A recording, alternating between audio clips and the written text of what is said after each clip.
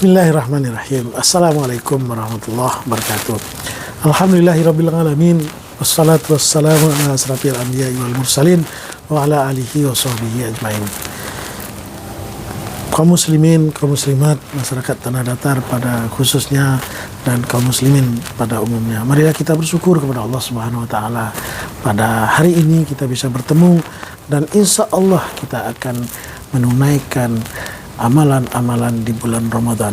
Kita bersyukur kepada Allah Subhanahu wa taala atas nikmat dan karunia-Nya sehingga kita sampai di bulan Ramadan tahun ini. Banyak di antara saudara kita ternyata Allah tidak berikan kesempatan untuk bisa menikmati indahnya Ramadan tahun ini. Sehingga kesyukuran kita kepada Allah Subhanahu wa taala harus kita wujudkan dengan memperbanyak hal-hal yang akan meningkatkan keimanan kita kepada Allah Subhanahu wa taala. Kemudian marilah kita bersalawat kepada Rasulullah sallallahu alaihi wasallam.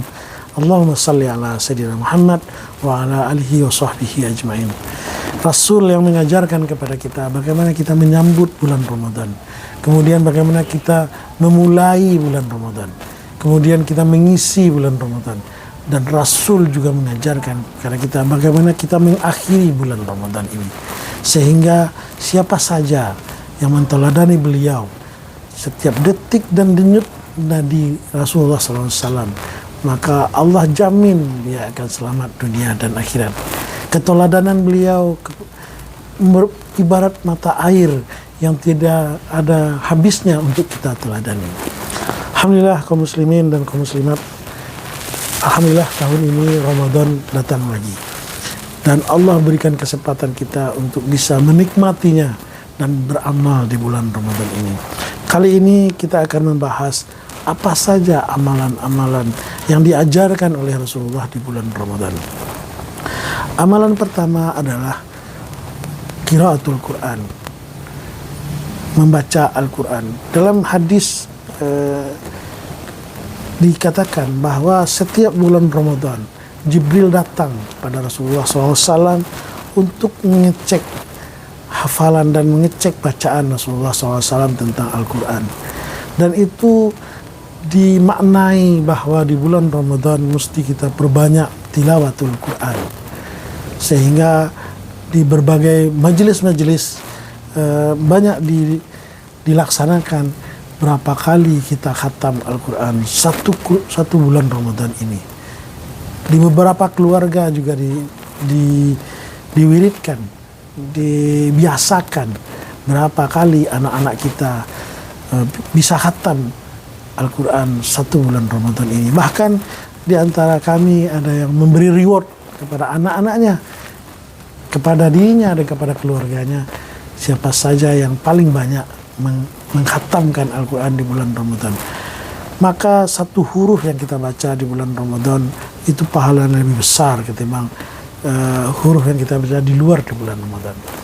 Pertama, qiraatul Quran. Yang kedua adalah salat tarawih. Salat tarawih artinya adalah tenang. Salat yang dikerjakan di malam bulan Ramadan. Qiyamul Ramadan dikerjakan di malam bulan Ramadan. Masyarakat kita, masyarakat Tanah Datar membiasakan bahwa salat tarawih ini dilaksanakan di surau, di masjid dan di musola.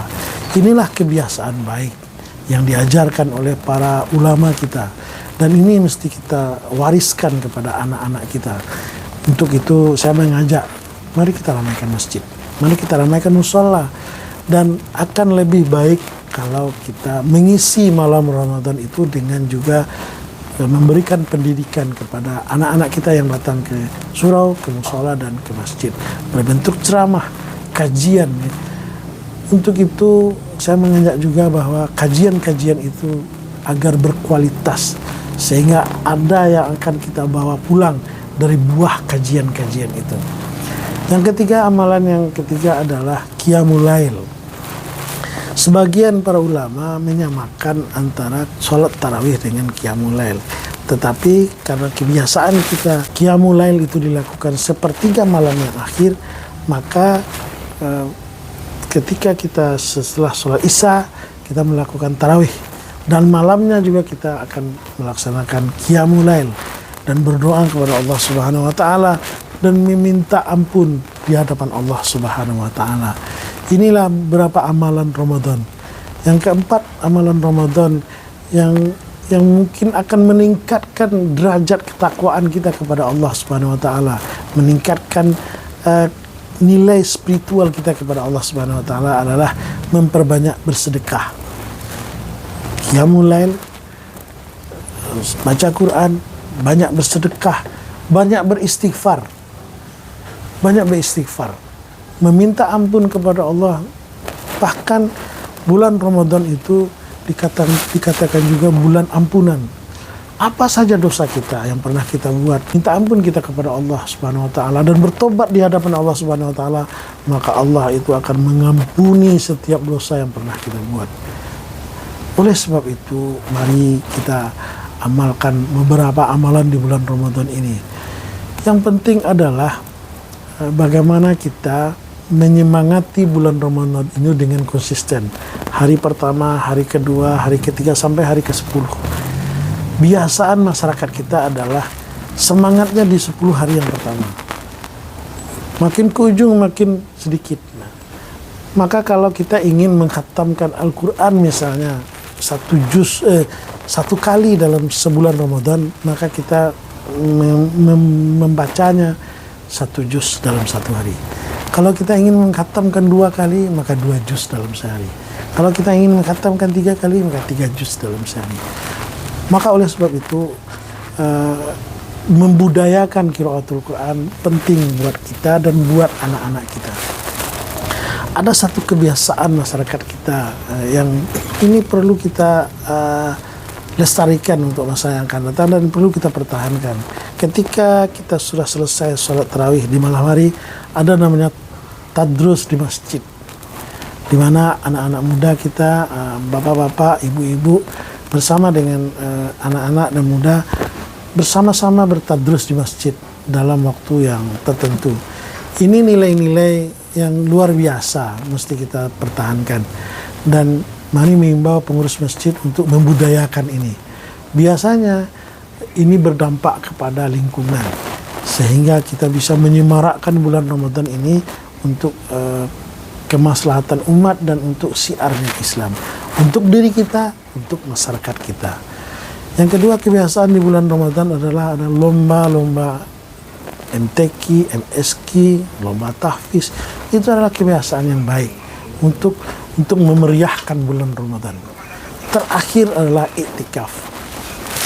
Di 10 hari terakhir ada ibadah yang dikatakan oleh Rasulullah SAW ibadah yang paling baik, yaitu iktikaf di masjid. Alhamdulillah di Tanah Datar banyak masjid yang sudah melaksanakan iktikaf, dan mari kita ramaikan iktikaf itu untuk memaksimalkan amalan kita di bulan Ramadan.